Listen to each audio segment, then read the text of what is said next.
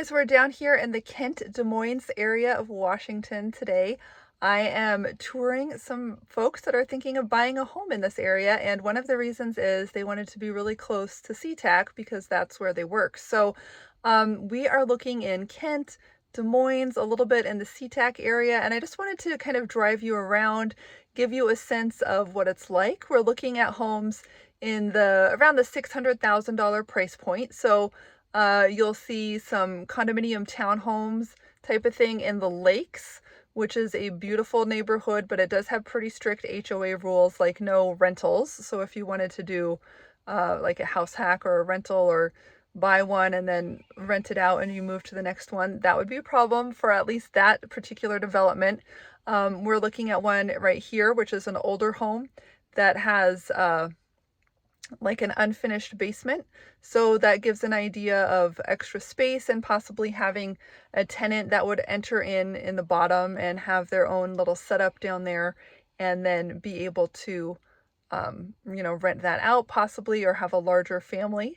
And then the other house that we are looking at is that was a townhouse, like an attached townhouse that was in the 450 price point. It did have 4 bedrooms, but it was farther out. It was by some electrical wires and things like that. So even though it was pretty nice on the inside, it was a little dated, but they had done some updating for sure. It seemed like it felt like it's more of a rental area. It had some high electric wires nearby and just wasn't as attractive. So anyway, I'm going to drive you around. You'll see some of the scenery, some of the main drags, and then some of these neighborhood areas. So you can kind of get a sense of what it's like to live in Kent, Des Moines area down here near SeaTac, and kind of into your starter home, your first home, price point around $600,000. It's a gorgeous day here at the Lakes in Kent. This is one of my favorite condominium townhouse individual home developments down here. I actually have another client who bought one last year, and I'm here again with some new folks. So I just wanted to show you what you could get for your money. This one is in the mid 600s, and buyers, it's a good time to be negotiating. If you see something that's been on the market for a little while, don't be afraid to ask for a little something extra when you make your offer. Okay, this is in Kent. We're at the Lakes. There are a lot of different condominiums here, each with their own little HOAs. This is a detached home. So it's a single family home, 4 bedrooms. It's for sale for $630,000. And you're just gonna kind of get an idea for what it's like on the inside. So huge vaulted ceilings here.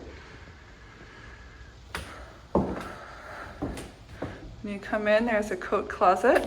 You can go back into the kitchen. So nice quartz type counters here, stainless steel appliances. Nice corner window looking out into the backyard, and the Lakes has these great paths. So there are a lot of dog walkers. You can see there's a bench. So really nice outdoor areas. Here with the chandeliers, you can see this is kind of set off as a informal kitchen dining room table type area. There's a fireplace in the living room, and then outdoors, nice big deck, patio, just a little bit of lawn, some places to plant whatever you desire, and neighbors going walking out there in the back. Toward here we have the garage and a powder room. Oops, hello, there I am. Here's the garage space. Here's the powder room space.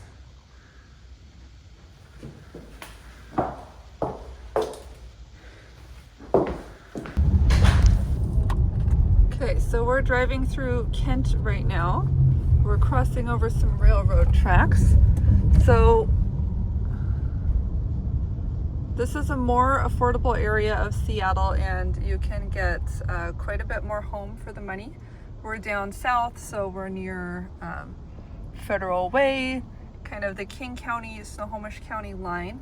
We're definitely within commuting distance of Seattle and Bellevue. And the nice thing about being here in the south end, you can kind of go up either freeway. So you can go up 405 if you're going east into Bellevue, or you can go up I-5 if you're going west into Seattle. And here's the Mill Creek Bulldogs.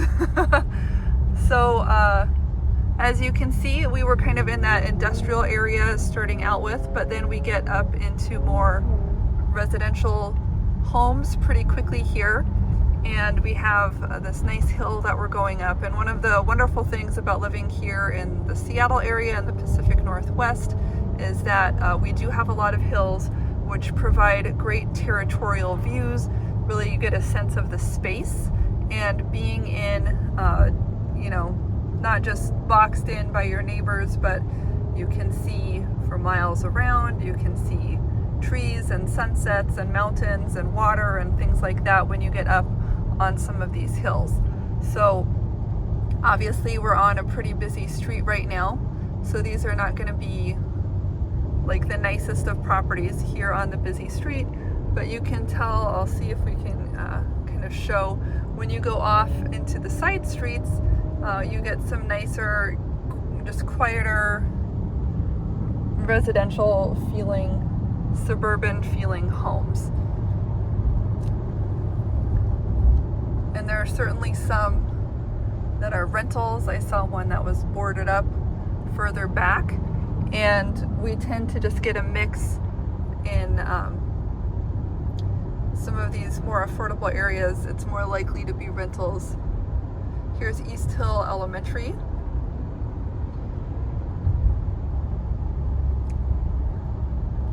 And also on the busier streets, on the more, close to retail, close to industrial type stuff, there's more likely to be rentals as well. Those just aren't as premium. But you can see here, kind of get an idea of what some of the shops are. So we have Starbucks, of course, Popeye's Chicken, Happy Donuts, Northwest Smokes.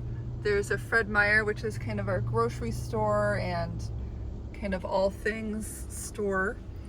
7-Eleven up ahead, Nails. So kind of a combination of bigger name brands, credit tenants, and also smaller mom and pop local businesses, things like that. Popeye's Louisiana Chicken. I went to school in North Carolina, and they were all about the fried chicken in the South. I don't feel like it's as much of an institution around here. We grew up with Kentucky Fried Chicken being our main fried chicken option, but now we have Zell's Chicken. I guess we have Popeyes, and so there are more fried chicken options now than there used to be, although I think we have a lot of different international foods. Pho, P-H-O, is a Vietnamese soup that's popular here. Kind of a lot of Asian fusion type of restaurants, Thai food. There's Taco Bell, their new ghostly white and purple logo. Don't like it that much. AutoZone, curry and kebab. So like Indian food, Greek food. There's India Village over there, that one's called. Subway, McDonald's, self-storage, Firestone Tire, there's a laundromat, there's a big gas station. And then you can see, like right next to that, we have some townhomes, the Groves, the Bauer Apartments. And so, like I was saying, when we're close to this more shopping, working type of areas, the first phase of residential tends to be more rental or less expensive, and then as we get deeper into the suburbs, we tend to find more houses, more bigger houses, more expensive houses, that type of thing. Here's a church. What's it called? Lutheran Church of the Cross, and a Lutheran school. Lutherans were really a Protestant denomination that came over from a lot of Scandinavian countries. They really liked the fishing out here. German countries really liked the farming out here. So I think like Minnesota has a lot of Lutherans. And the Pacific Northwest has a lot of new Lutherans as well. Unique selection of pumpkins and gourds. This is Kent East Hill Nursery. We'll get you growing. Super cute. So again, unlike the rest of Seattle, as we get out into the countryside, a little bit more land is less expensive, and you will see more businesses like garden centers. This looks like they're selling potted plants at this nursery, but you'll find places where they're actually growing the plants as well. So they're rooting cuttings in the ground and raising the plants, which they then dig and put in a retail nursery location like this. But that's certainly more common here to the south and the east of the Seattle and Bellevue area, where we're, suburban bordering on rural.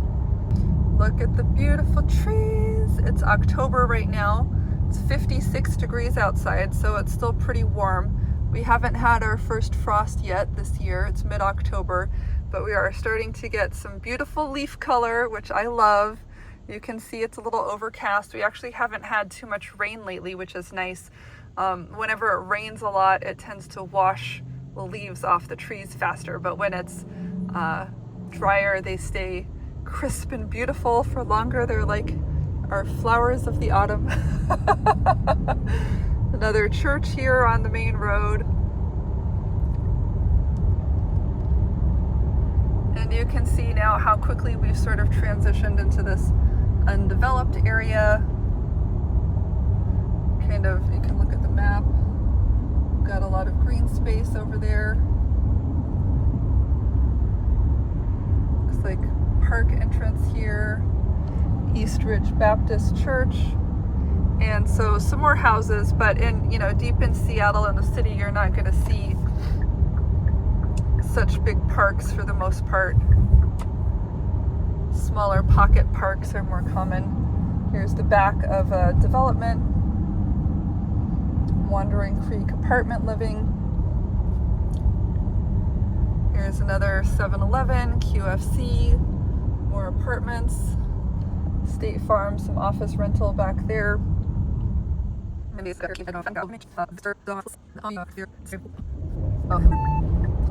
So if you guys are here looking for homes and you're trying to kind of look online and see what's for sale, you could see a house. Take a slight right turn onto 148th Avenue Southeast. You could see a house that looks nice from the pictures, but make sure you're using like Google Street View, or sometimes they'll have some drone pictures and things like that. You want to get an idea of what's around the house, and typically things that detract from value are like less expensive property, apartment buildings, backing up to the grocery store or other businesses, busy streets. And what's going to make it nicer is having parks and green spaces. You can see on the map, we're coming up to another green space here. There's some power lines that's a concern. People often don't like that as well. But a lot of times, especially with new construction, you'll find these developments are out where they can get big swaths of land, oftentimes like prior farmland, that they are able to buy some acreage and just develop it. So sometimes that can be closer to power lines and things that may or may not be a concern for you. I have some clients that are talking about buying an electric meter so they can measure that type of thing, and some people are like, hey, I'm in the city, there's going to be cell phone towers and electric lines. It doesn't bother me. Take a slight right turn onto 148th Avenue Southeast. So I think it's one of those things that can be a trade-off, and you just have to see what you can get for your money, and what your goals are. In a quarter mile, turn right onto 146th Avenue Southeast. Sometimes things that bother one person don't bother others, and vice versa. And now look, we're out in the country. We've got little livestock fencing down there. I couldn't quite see what the livestock were. Turn right onto 146th Nice home, Avenue fully Southeast. fenced. Then the destination is on your right. Pretty fancy, but then like next door to it, they have this little guy, unfancy.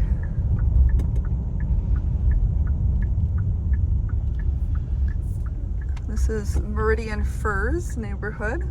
In 900 feet, the destination is on your right, 25,000 and 7146th Avenue Southeast. So here we are. We're going to take a look at something for sale in this neighborhood.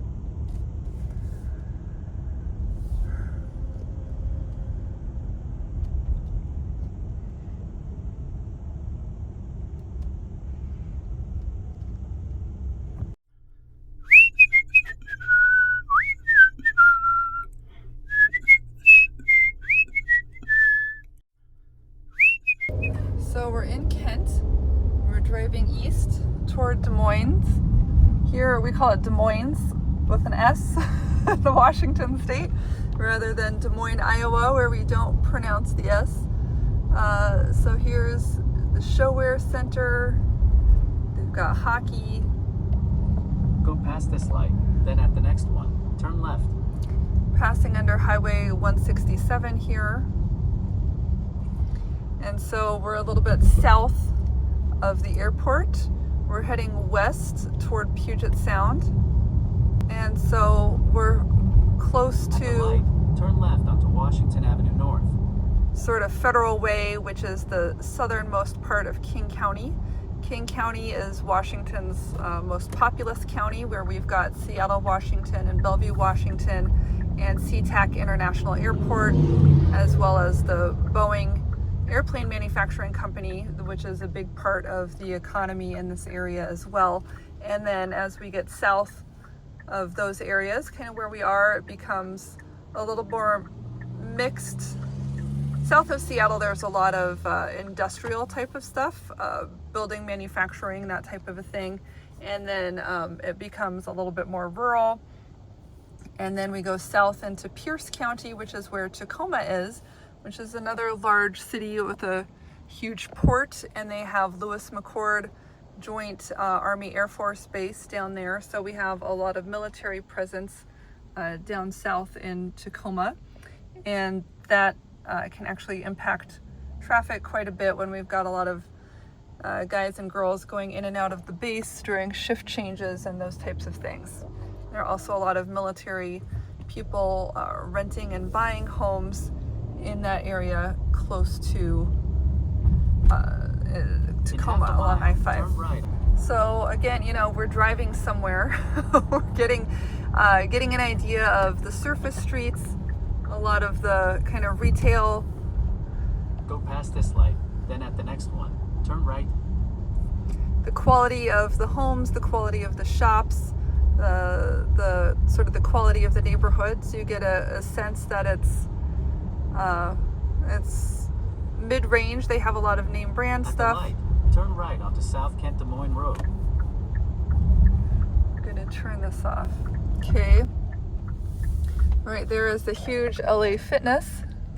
This is kind of the Highway 168 that would take us over to I-5 and 405, where we'd get on the freeway to go up into the city, north to Seattle on I-5, north to Bellevue on 405, or south to Tacoma on I-5.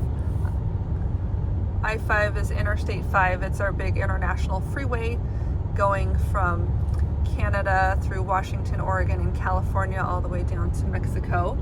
And you can kind of see, you know, some of the lowlands here. Has an agricultural feel, but then there are like apartment buildings right over there. So it's an interesting blend, a combination of developed and undeveloped land here, but very beautiful. It's October. We've got the trees starting to change color. This is the Evergreen State, and actually here down in Federal Way in Pierce County, a lot of the land was owned by Weyerhaeuser, which is a big tree lumber company. And so they would basically own these forests, cut the forest down for lumber, you know, sell the wood, that type of thing. And then afterwards, sometimes they would replant them. So sometimes they would replant the forests and grow their next crop of trees. Sometimes they would sell off the land to be developed into housing developments, you know, sometimes with, a certain number of trees needing to grow there, a certain, space. Each person needed an acre or two of land for their home site. So Weyerhaeuser has been a huge landowner over here, and also kind of responsible for some of the developments, especially in the more rural areas. But as a huge business in the area, they've donated a lot of money and done a lot of different things. And you can certainly see in some of our parks here in the Pacific Northwest some of the huge old growth evergreen trees still around, or cool kind of stumps from them where you can see like lumberjack cutouts and things where they would notch the trees to climb up them and be able to cut them down and harvest them. So kind of an interesting, fun part of our history here in Western Washington. And I do feel bad for Eastern Washington. They are part of the evergreen state that doesn't have any evergreens. It's a lot drier on the east side of the Cascade Mountains. So Eastern Washington is very agricultural. That's where all of our apples are grown. There are a lot of orchards over there. Peaches, cherries, pears, and they have a lot of rivers for hydroelectric, which are controversial because make the dams that we use to harvest the electricity from the water make it harder for salmon to get around and go upstream and spawn. So a lot of times people feel like there's kind of a clash between eastern part of the state and the western part of the state, where the west tends to attract people or have more causes that are around preservation of the watershed and the animals, the flora and fauna, that type of thing, even though ironically this part is much more developed, much more concrete jungle type of thing. And then in the eastern part of the state, you'll see a lot more crops and kind of land being utilized for profit, but a lot less population density for sure.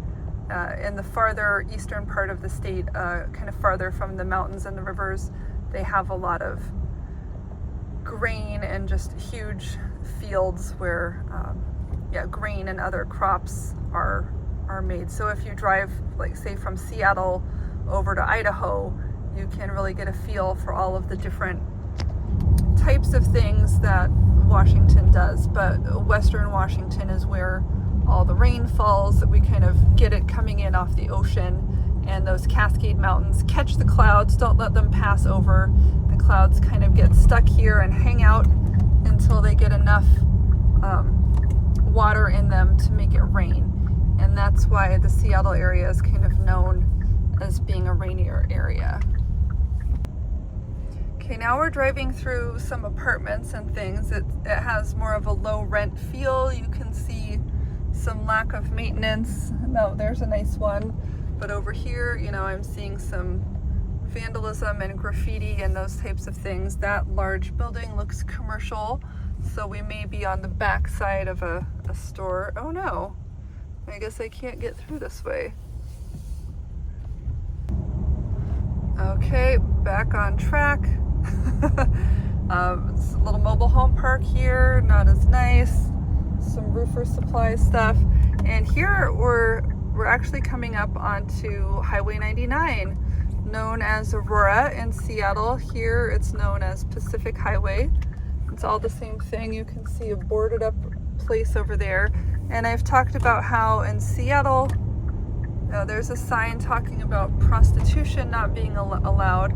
Yeah, so we've talked about in Seattle how this area, the street, tends to have more crime, prostitution, people making getaway runs on the bus after, holding up a Thai food restaurant or something like that. So, it's different in different parts of town depending on what municipality, what city jurisdiction it's in, and how much crime is being monitored and that type of a thing. But in general, it's a busy street that moves a lot of traffic. It's a north-south street, but it's not a super nice street in terms of the kinds of businesses. Like there's a hotel, motel up there. A lot of those can be used for prostitution and that type of thing. Here's a self-storage that looks nice and new and well kept. But the place we're going to now is just a block off of here. And so kind of the closer we are to streets like this, the more crime and problems we can tend to attract from just people kind of wandering off the street into the neighborhoods doing crime. Yay, over there I can actually see a water view. So the good thing about that is that tends to raise property values. So even though we're close to Aurora here, as we get closer to the water, things should tend to get a little nicer. We're just one block off of it now, Highway 99, and you can kind of see there's some nice sized homes. It seems like a reasonably well kept area. It's just going to be more affordable. You're probably likely going to have, keep things out of your car, don't have car break-ins. I see there's a little sign over there about neighborhood meeting, which is nice. Sense of community and that type of thing. Water views over there. So even though we are close to Aurora, it doesn't mean that it's too terrible to live in. So this is kind of the neighborhood that we're looking at right now. Over there is Highway 99, which is not great. Over here, kind of over those trees, is Puget Sound, which is nice. And then here's the home. We're gonna take a look at this home. It's an older home with 2 levels. So you'll kind of get an idea for what you get. This one is priced at $600,000. And before we go in, I did want to point out the backyard. You do get a grassy area, but you're here by these apartments, which is it was a downside for my clients, as well as on the other side is a green space, which can be nice, but which can also attract, homeless people and squatters and that type of thing. So as we step in the front door, we get this sweet little vignette with the living room, and we do have real hardwood floors here. That's one of the nice things we often find in older homes, is the real hardwood floors, often hidden for years under carpets and then revealed to be in excellent shape. These look like they've actually been refinished, which is nice. Here's the dining room area, and you can see big picture window here, view out to a lot of parking, which is not great from the neighborhood perspective. Over here is kind of the galley kitchen. In this era, this was a 1950s home. They kind of kept the kitchen tucked away. The mess is tucked away. They don't have a refrigerator in right now, and they don't have a vent. So like for the stove, if you're making a lot of grease, they have this old-fashioned ceiling vent, but you're gonna get quite a mess on these white cabinets. They have a nice newer window here out overlooking the driveway.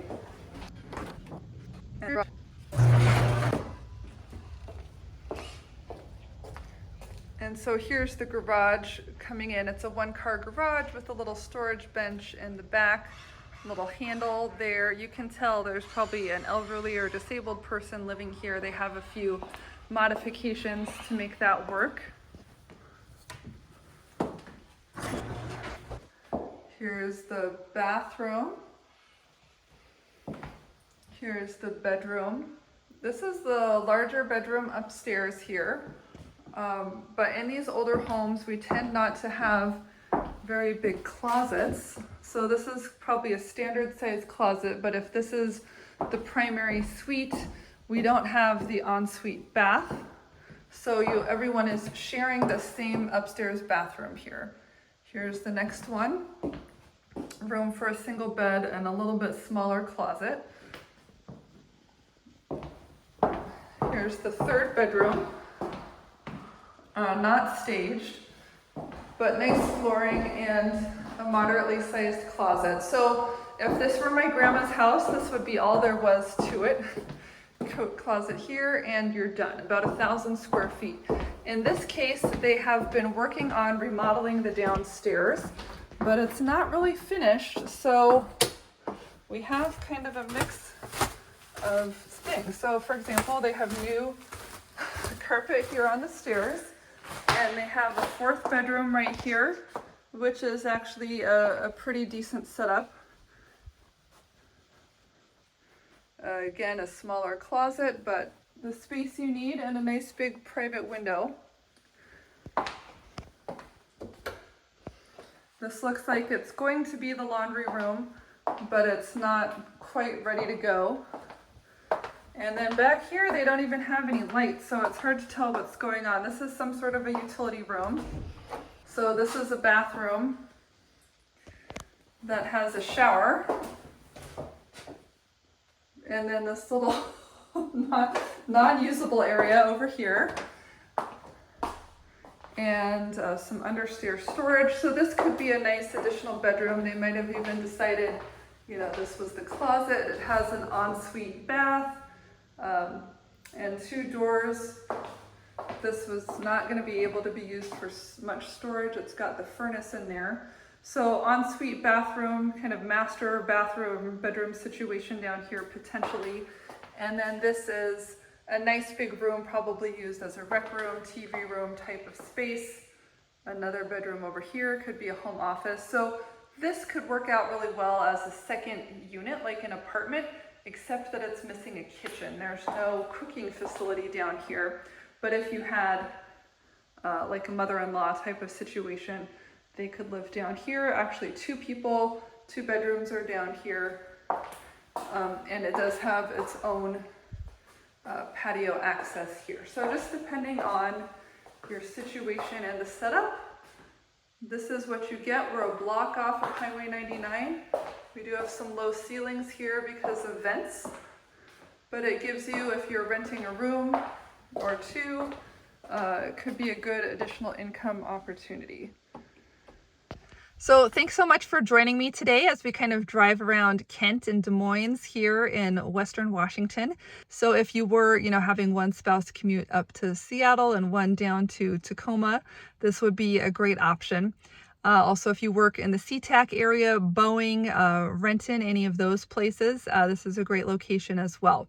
So just to give you an idea, this was our drive around tour, going to some different places with a family that was looking for their first home. So I hope you really enjoyed it. If you're thinking about getting into this area and you want to know what some starter homes look like, what some nicer homes look like, we can definitely find something that's going to be the right match for you, of being in a safe area, away from some of the rental stuff, away from some of the industrial stuff, away from some of the retail shopping and that type of a thing. But there are a lot of different kind of spotty, sketchy areas. So that's why it pays to work with a local. We can kind of help you find something where you feel really comfortable and really good about it. So thanks so much for watching. I'm Emily Cressy. You can always join me on this channel, ask any questions that you may have about the different areas that we're touring. And if you'd like help finding your home, visit me on my website, homeproassociates.com, and I would be happy to connect with you. Thanks so much again for watching, and I'll talk with you soon.